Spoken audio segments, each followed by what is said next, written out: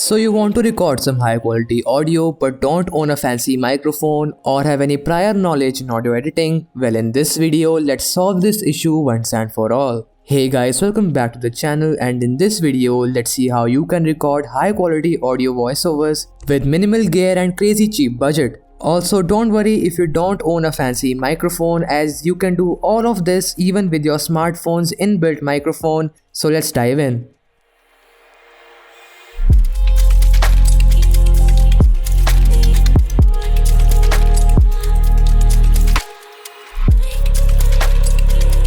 So the first step to get high quality audio starts from, you guessed it, recording. But there are some things you need to take care of while and before recording the audio.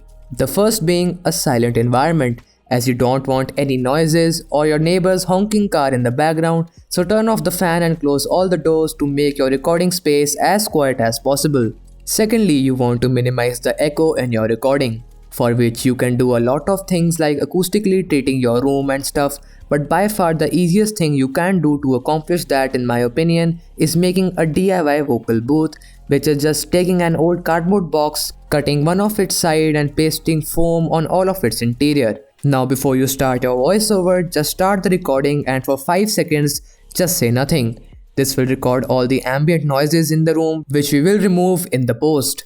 Now all what's left to do is to record the voiceover, and pro tip, be as close to the microphone as you physically can. This way your mic will pick up more depth in your voice, which sounds extremely professional. So we are now done with the recording, and now it's time for stage 2, which is editing your audio.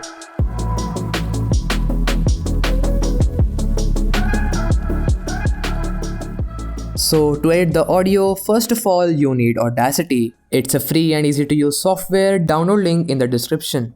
So open up Audacity and import the audio. Now first line of business is noise reduction.